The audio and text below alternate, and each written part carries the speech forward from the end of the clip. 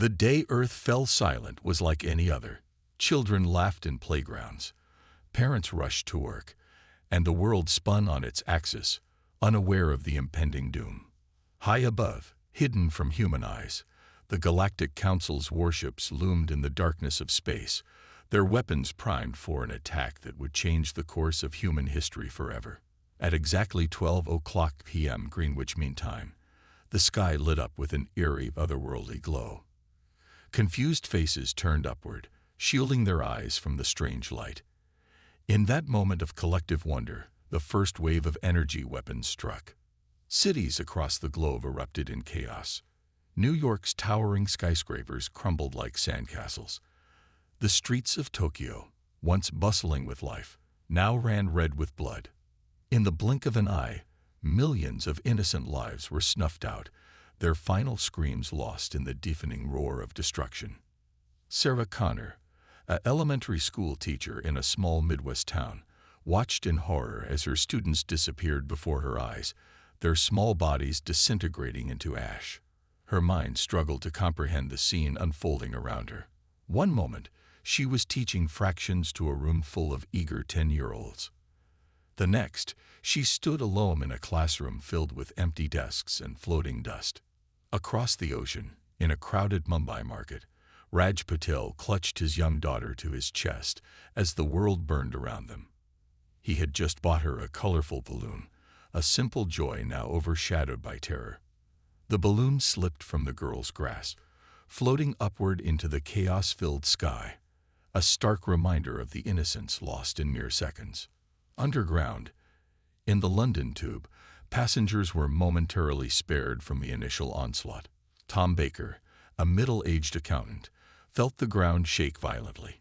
Lights flickered and went out, plunging the carriage into darkness. Panicked voices filled the air, a cacophony of fear and confusion. As emergency lights sputtered to life, Tom saw the terror etched on every face around him. They were alive, but for how long? In the halls of power, world leaders scrambled to understand and respond to the attack. The U.S. President, Jane Martins, was rushed to a secure bunker, her face ashen as reports flooded in from across the globe. "How is this possible?" she demanded, her voice cracking under the weight of the unfolding tragedy. "We had no warning, no idea they even existed." Her military advisors stood silent, their years of training and billions in defense spending rendered useless in the face of this unprecedented threat. General Williams, a decorated veteran of numerous conflicts, finally spoke up. "Madam President," he said, his voice barely above a whisper, "we're dealing with technology far beyond our comprehension. Our most advanced weapons are like sticks and stones to them." As the minutes ticked by, the true scale of the devastation became clear. Major cities had been reduced to smoldering ruins. Communication networks were in tatters. And the children, millions of them, had been specifically targeted, wiped from existence in a calculated move that defied all human understanding of warfare. In the countryside, far from the main targets, survivors began to emerge from their homes. They gathered in small groups, sharing what little information they had. Rumors spread like wildfire. Aliens, government conspiracies, the end times. Fear and anger mingled in equal measure. Among them was Dr. Emma Chen, a brilliant xenobiologist whose life's work had been dedicated to the search for extraterrestrial life. The irony was not lost on her as she helped tend to the wounded in a makeshift clinic. All those years, she muttered to herself, searching the stars for signs of intelligence. And this is how they choose to introduce themselves. As night fell on that first terrible day, the attacks ceased as suddenly as they had begun. An eerie quiet settled over the planet, broken only by the distant wail of sirens and the sobs of the bereaved. Humanity had been brought to its knees, but in pockets of resistance across the globe, the seeds of defiance were already taking root. In a hidden military bunker, a group of surviving world leaders convened an emergency video conference. Their faces were grim, their voices hoarse from hours of crisis management. But beneath the shock and grief, a steely resolve was forming. "They've killed our children," President Martinez said, her eyes blazing with a mixture of sorrow and determination. "They've attacked us without provocation or warning. But they've made a grave mistake." She paused, looking at each of her counterparts in turn. "They should have killed us all. Because now we have nothing left to lose." As the conference ended, a new chapter in human history began. The Galactic Council had intended to cripple humanity. Instead, they had awakened a sleeping giant. The path ahead would be long and fraught with danger, but one thing was certain: Earth would have its revenge. In the weeks following the devastating attack, the remnants of humanity struggled to survive and regroup. The once bustling cities now stood as silent monuments to the millions lost. But in hidden bunkers, abandoned subway tunnels, and remote wilderness areas, the spark of human resilience refused to be extinguished. Dr. Emma Chen found herself in one such refuge, a former missile silo converted into a makeshift command center. The irony wasn't lost on her. A place once meant for destruction now served as humanity's best hope for survival. She looked around at the grim faces of soldiers, scientists, and civilians united by their shared trauma and burning desire for revenge. "We need to understand our enemy," Emma announced to the assembled group. Her voice, though tired, carried a steely determination. "Only then can we hope to fight back." In a corner, Sarah Connor, the former teacher, listened intently. The loss of her students still haunted her, but it had also ignited a fierce protectiveness for the few children who had survived. She spoke up, her voice trembling slightly. "But how? We know nothing about them." A gruff voice answered from the shadows. It belonged to Tom Baker, the accountant from London who had somehow found his way to this American bunker. "We know they're bloody monsters," he growled. "What more do we need to understand?" Emma shook her head. "No, we need more. We need to know their weaknesses, their motivations. Why did they target our children? What do they want from Earth?" As if in answer to her questions, the bunker's communication system crackled to life. A breathless voice came through. "This is Outpost Sigma. We've captured one. We've got a live alien." The room erupted in a frenzy of activity. Within hours, Emma and a team of scientists were en route to Outpost Sigma, a hidden facility nestled in the Rocky Mountains. Upon arrival, they were led to a heavily guarded chamber. Inside, restrained by technology that seemed cobbled together from Earth and alien sources, was a being unlike anything they had ever seen. Its skin shimmered with an iridescent sheen, and its large, multifaceted eyes darted around the room. Emma approached cautiously, her heart pounding. "Can you understand me?" she asked. The alien's response came not in words, but in a series of clicks and whistles. A nearby computer worked furiously to translate. "Foolish humans," the translation read. "You cannot hope to comprehend the will of the Galactic Council." Emma's eyes narrowed. "Try us," she said coldly. Over the next few hours, through a mixture of interrogation and careful diplomacy, a chilling picture emerged. The Galactic Council, it seemed, was not a benevolent governing body, but a tyrannical regime that saw emerging civilizations as threats to be eliminated. "Your children," the alien explained, its tone devoid of remorse, "hold the key to your species' rapid evolution. They were targeted to stunt your growth, to keep you manageable." The revelation sent shockwaves through the human ranks. But with understanding came the first glimmers of hope.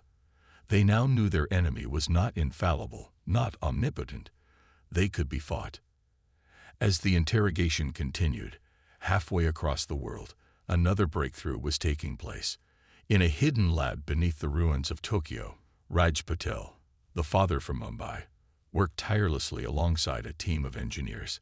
The loss of his daughter had transformed him from a simple shopkeeper into a man obsessed with turning humanity's technology against their attackers. "It's working," Raj shouted, his eyes wild with excitement and lack of sleep. Before him, a salvaged piece of alien technology hummed to life, interfacing with human computers. News of these developments spread through the hidden networks of human resistance. In underground cities and mountain hideouts, people began to dare to hope again. Humanity, it seemed, was down, but not out. In the command bunker, President Martinez received the latest reports with grim satisfaction. "We've been bloodied," she told her advisors, "but now we have direction. We know our enemy, and we're learning their weaknesses." She stood, her posture radiating determination. "Send word to all outposts. Operation Phoenix is a go. We strike back, not just for vengeance, but for the future of our species." As her words echoed through secured channels across the globe, humanity began to mobilize. In labs, factories, and training grounds, the survivors threw themselves into preparation. The Galactic Council had sought to crush them, but instead, they had created an enemy unlike any they had faced before, a humanity united, driven by the memory of its lost children and burning with the fierce determination to reclaim its future among the stars.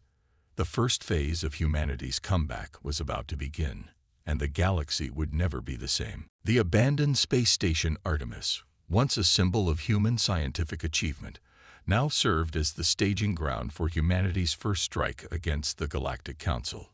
Hidden in the shadow of the moon, the station buzzed with activity as the best and brightest of Earth's survivors prepared for a mission that would either mark the beginning of their comeback or the final nail in humanity's coffin.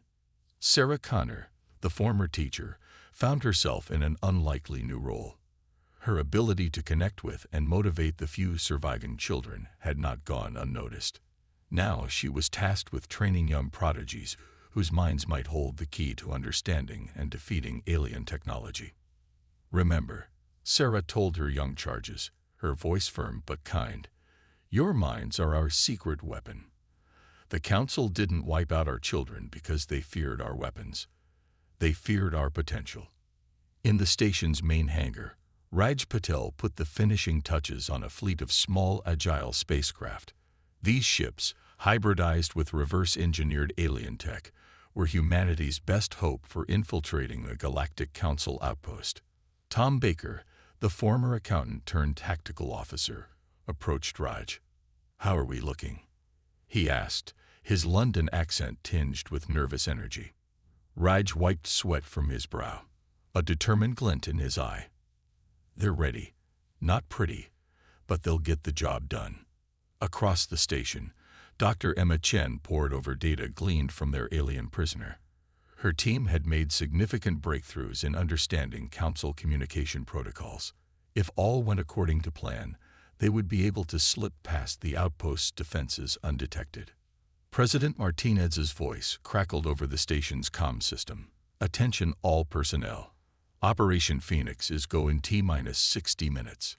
May whatever gods you believe in be with us all." As the countdown began, the chosen strike team assembled, led by Major Yuki Tanaka, a decorated pilot who had lost her entire family in the attack on Tokyo. The team was a diverse mix of soldiers, scientists, and specialists from around the world. "We all know what's at stake," Yuki addressed her team, her voice steady despite the weight of responsibility. "This isn't just about revenge. It's about showing the Council, and ourselves, that humanity won't go quietly into the night." The launch was tense but flawless. As the hybrid ships slipped away from Artemis, the station held its collective breath. For several long minutes, there was silence. Then, Emma's voice rang out. They'd cleared the lunar orbit. No sign of detection from Council forces. A cautious cheer went up, quickly hushed as everyone returned to their tasks. The real test was yet to come. Hours passed in tense silence. On Earth, in hidden bunkers and secret bases, millions huddled around jury-rigged communication devices, waiting for news. Finally, a burst of static. Then Major Tanaka's voice. "Artemis, this is Phoenix, leader. We've breached the outpost's outer defenses, commencing infiltration." What followed was a masterclass in human ingenuity and adaptability. Using Emma's intel, the team navigated the alien facility systems. Raj's hybrid tech allowed them to interface with Council computers, downloading terabytes of invaluable data. But it wasn't all smooth sailing. Halfway through the operation, alarms blared. "We've been made." Yuki's voice crackled over the comms, initiating emergency protocols. Back on Artemis, Sarah hugged her young students close as they listened to the unfolding drama. Tom barked orders, coordinating with Earth's hidden bases to prepare for possible retaliation. Just when it seemed the mission might end in disaster, Raj's voice cut through the chaos. "Packages secured. All ships, initiate jump protocols." A tense minute passed, then another. Finally, a ragged cheer erupted from the comm system. "Artemis, this is Phoenix, leader. Mission accomplished. We're coming home." As the hybrid ships limped back to the station, the true scale of their achievement began to sink in. They had struck at the heart of a Galactic Council facility and survived. More than that, they had secured vital intelligence that could turn the tide of the war. President Martinez addressed the jubilant crowd on Artemis via hologram. "Today, we have shown the Council, and ourselves, what humanity is capable of. This is just the beginning. We will take back our planet, avenge our children, and claim our place among the stars." As cheers echoed through Artemis and secret bases on Earth, a new sense of hope blossomed. The road ahead would be long and fraught with danger, but humanity had taken its first steps towards revenge and redemption. In the depths of space, unnoticed by the celebrating humans, a Council warship received an urgent transmission.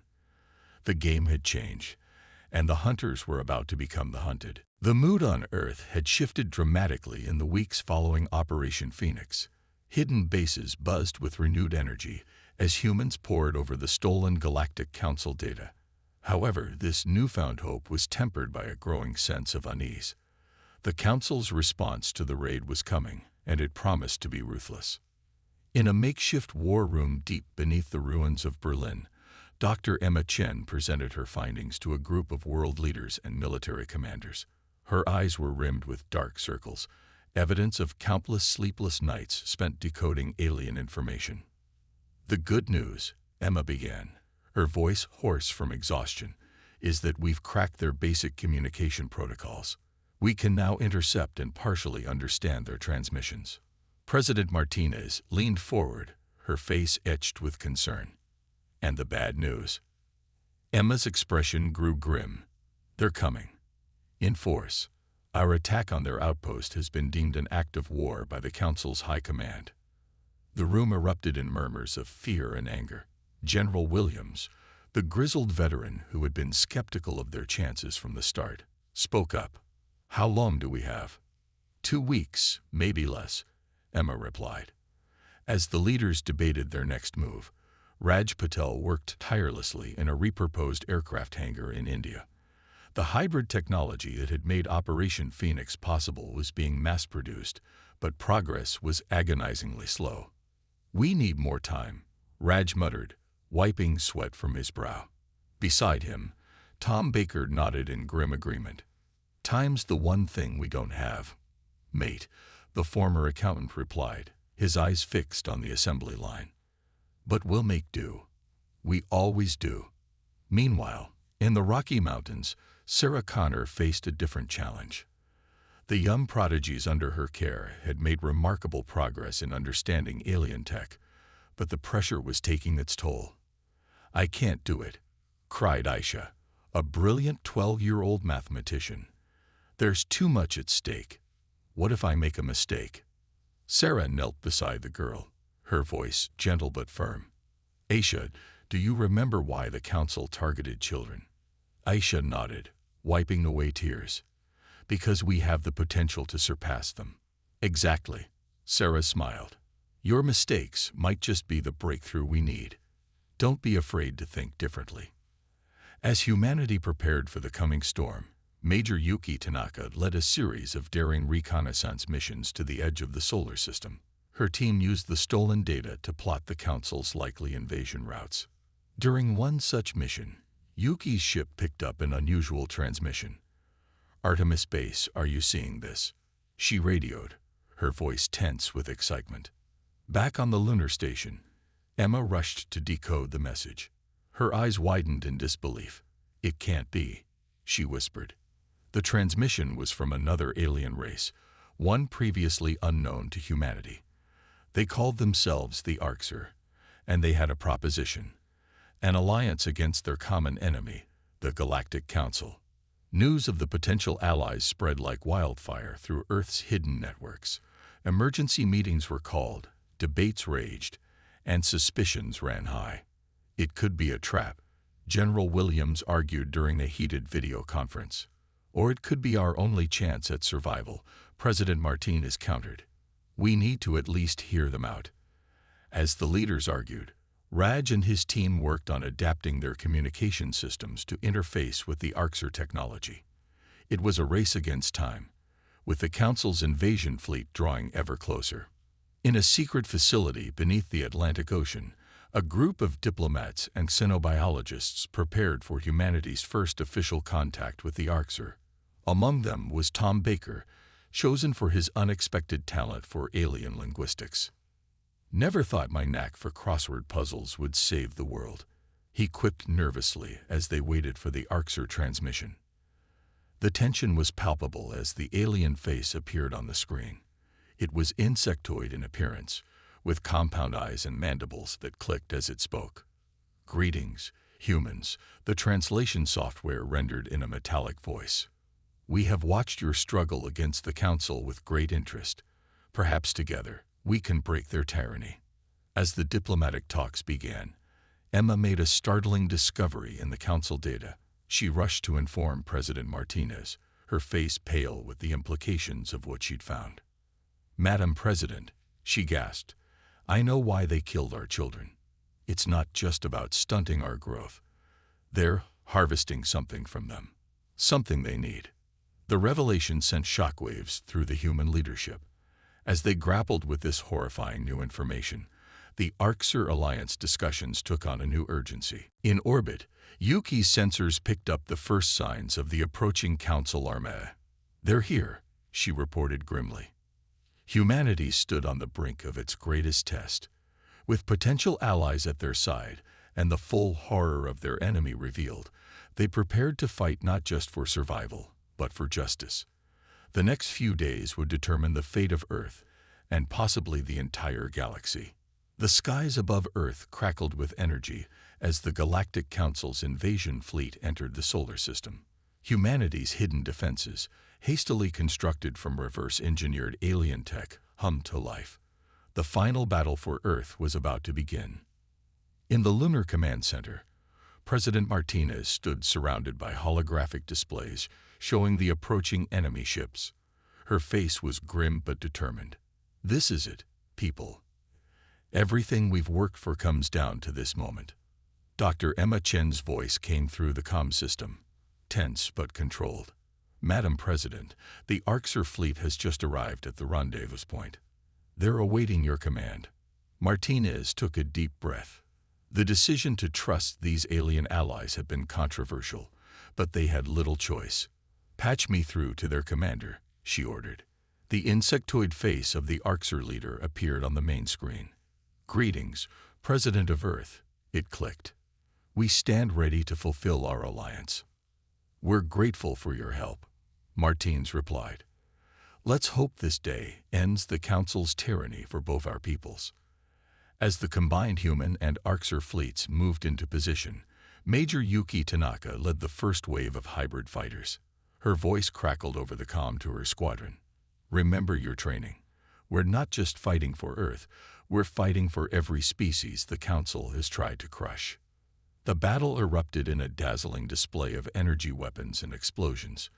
Council ships, caught off guard by the unexpected alliance and humanity's advanced tech, suffered heavy initial losses. On Earth, Raj Patel and his team worked feverishly to keep the planetary defense grid online. Each blast from the ground-based cannons was powered by technology that mere months ago had been beyond human understanding. "Keep it steady," Raj shouted over the roar of the generators. "We can't let them break through." In the Rocky Mountain base, Sarah Connor and her young prodigies huddled around monitors, using their unique insights to predict council tactics and advise the fleet. Aisha, the young mathematician who had doubted herself earlier, suddenly stood up. "I've got it," she exclaimed. "There's a pattern to their ship movements. If we target these specific points, we can disrupt their entire formation." Sarah quickly relayed the information to command. Within minutes, the human Orcs fleet adjusted their attack, causing chaos in the council ranks. As the battle raged on, Tom Baker found himself in an unexpected role. His knack for alien linguistics had evolved into an uncanny ability to decipher council communications in real time. "They're calling for reinforcements," he reported, his eyes never leaving the stream of intercepted messages. "But wait, something's wrong. Their distress calls are being blocked." Emma, working alongside Tom, quickly realized what was happening. "It's the Orcs. Their tech is more advanced than we thought. They're isolating the council fleet." The tide of battle was turning, but victory was far from assured. The council's supreme commander, a being of immense psychic power, unleashed a devastating mental attack on the human forces. Pilots screamed in agony as their minds were assaulted. Ground crews collapsed, clutching their heads. For a moment, it seemed all might be lost. But then, something unexpected happened. The children under Sarah's care, their latent abilities awakened by exposure to alien tech, formed a spontaneous psychic link. Together, they created a mental shield that protected the human forces. "Hold on, everyone," Sarah encouraged, her own mind straining with the effort. "We can do this." Seizing the moment, Yuki led a daring assault on the council flagship. Her squadron weaved through enemy fire, their hybrid ships moving with impossible agility. "This is for Earth," Yuki cried as she unleashed a barrage of missiles at the flagship's weak point, identified by Aisha's calculations. The resulting explosion lit up the sky like a second sun. The council flagship, symbol of their oppressive power, broke apart in a spectacular display. As the council forces fell into disarray, the Orcs pressed their advantage. Their ships herded the remaining enemy vessels into a tight cluster, trapping them in a containment field. On the lunar base, President Martinez watched in awe as the last council ship surrendered. Cheers erupted around her as the realization set in. They had won. But amidst the celebration, Emma's voice cut through, urgent and worried. "Madam President, we're detecting a massive energy buildup in the captured council ships. I think they're planning to self-destruct." The victory they had fought so hard for suddenly hung in the balance. With mere minutes to prevent a catastrophe that could devastate the solar system, humanity faced one final desperate challenge. The celebration of victory turned to panic as the captured council ships began to glow with ominous energy. The threat of a massive explosion that could devastate the entire solar system loomed large. "We need options, now." President Martinez's voice boomed through the Lunar Command Center. Dr. Emma Chen's fingers flew across her console. "If they detonate, the blast will destroy Earth and possibly reach as far as Mars," she reported grimly. In the chaos, it was Raj Patel who first proposed a solution. "What if we could contain the explosion?" he suggested, his mind racing. "Like a controlled detonation, but on a massive scale." The idea sparked a flurry of activity. Engineers and scientists from both human and Orcs teams worked frantically to devise a plan. Major Yuki Tanaka, still in her fighter, volunteered for the dangerous mission. "I can lead a team to plant containment devices on the council ships," she said, her voice steady despite the risk. As Yuki and her team prepared, Sarah Connor and her young prodigies faced a different challenge. "We need to buy them time," Sarah realized. "Kids, do you think you can reach out with your minds again? Slow down the council's self-destruct sequence." The children, still exhausted from their earlier psychic effort, nodded bravely. Aisha, the young mathematician, spoke for the group. "We'll do our best, Ms. Connor." Meanwhile, Tom Baker worked furiously with the Orcs to modify their containment field technology. If we can amplify the field, he explained, his London accent thick with stress, we might be able to direct the blast away from Earth. As the minutes ticked by, tension mounted. Yuki and her team, using the last of their hybrid ship's power, maneuvered through the cluster of Council vessels, planting modified containment devices. Last charge placed, Yuki reported, her ship drifting dangerously close to a Council cruiser. But we're out of power. We can't get clear in time. President Martinez's face paled at the realization. This victory might come at a terrible cost. Just then, an Orcs ship swooped in, attaching a tow cable to Yuki's fighter. We will not abandon our allies, the Orcs commander declared, pulling the human ships to safety. With seconds to spare, the combined efforts of humanity and their new alien friends came to fruition. The children, straining with effort, managed to delay the Council's self-destruct sequence by precious moments. Tom and the Orcs engineers activated their modified containment field. A blinding flash lit up space as the Council ships detonated. For a heart-stopping moment, it seemed as if the containment might fail. The lunar base shook, and on Earth, people watched in terror as the sky turned an unnatural color. But the plan worked. The massive explosion was funneled away from Earth, its destructive energy dispersed harmlessly into space. As the light faded and sensors came back online, cheers erupted across every human and Orcs ship and base. They had done it. Earth was safe. In the aftermath, as the dust settled and the full extent of their victory became clear, humanity faced a new dawn. President Martinez addressed the world, her voice filled with emotion. Today, we have not only saved our planet, but we have also forged a new path for humanity among the stars. We have proven that even in the face of overwhelming odds, the human spirit cannot be extinguished. The Orcs, true to their word, began sharing their advanced technology with Earth. Dr. Emma Chen led the effort to understand and adapt this knowledge, opening up new frontiers of science and exploration. Raj Patel and his team turned their attention to rebuilding Earth's shattered cities, using a combination of human ingenuity and alien tech to create sustainable, advanced urban centers. Sarah Connor and her young prodigies became the core of a new education system, one that nurtured the unique potential that the Council had so feared.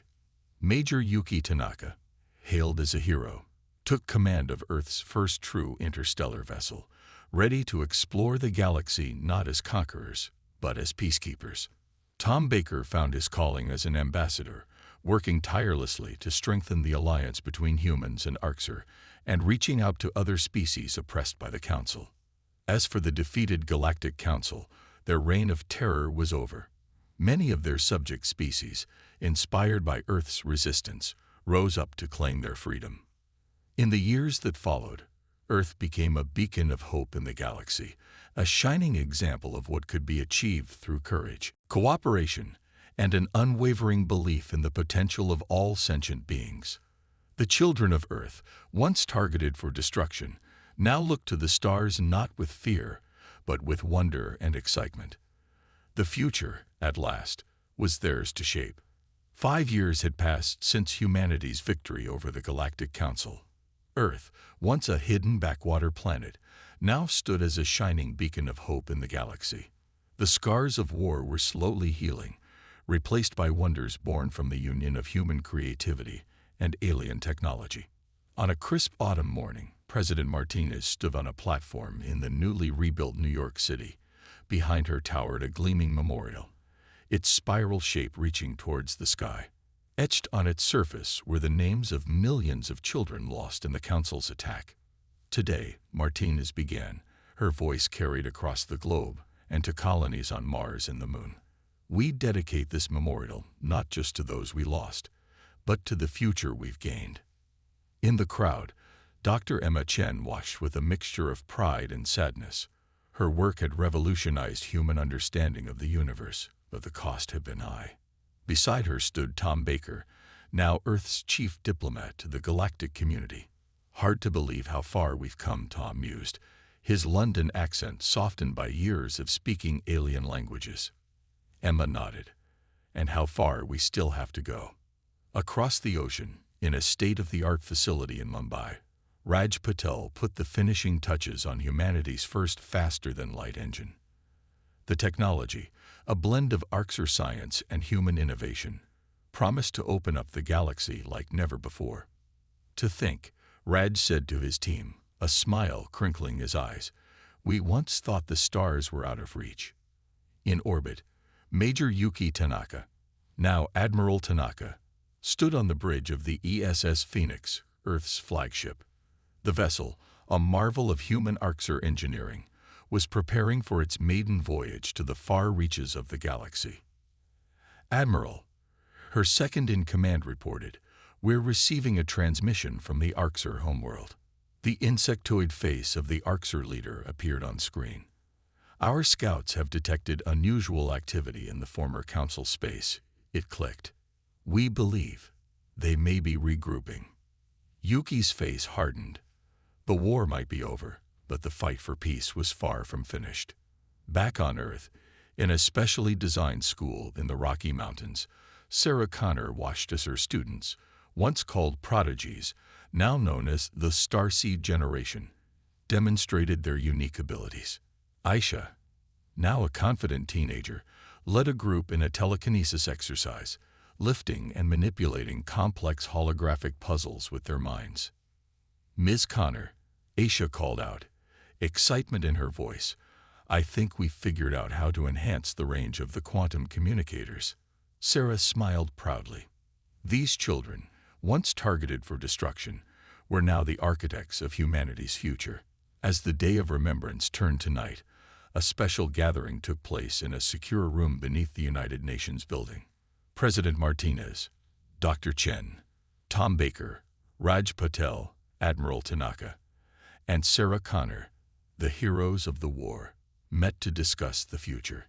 The Arxer warnings are troubling, Martinez began, her face illuminated by the holographic star map floating above the table. But we're not the same vulnerable planet we were 5 years ago. Emma nodded, pulling up data on a new defense system. Our deep space early warning network is online. We'll have advance notice of any threats. And we're not alone anymore, Tom added. Half the former Council worlds have joined our alliance. The galaxy is changing. Raj's eyes sparkled with excitement. With the new FTL drives, we can expand our colonies, explore further than ever before. We'll need to be cautious, Yuki warned. There's still so much we don't know about the galaxy. Sarah looked around the table, at the faces of those who had guided humanity through its darkest hour. Whatever comes, she said softly, we'll face it together. Not just as humans, but as part of a galactic community. As the meeting concluded, they stepped out onto a balcony overlooking the city. The sky above was clear, stars twinkling brightly. But to those gathered, the stars no longer seemed distant or unreachable. They were beacons, calling humanity to a destiny among them. In schools across the planet, children learn not just the history of Earth, but of 100 alien worlds.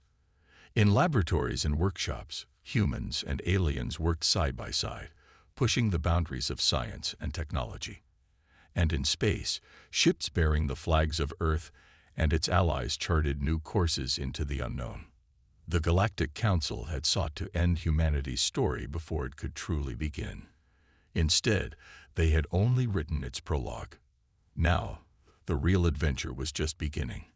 Humanity, tested by fire and united with new allies, stood ready to write its next chapter among the stars. As a shooting star streaked across the sky, President Martinez smiled.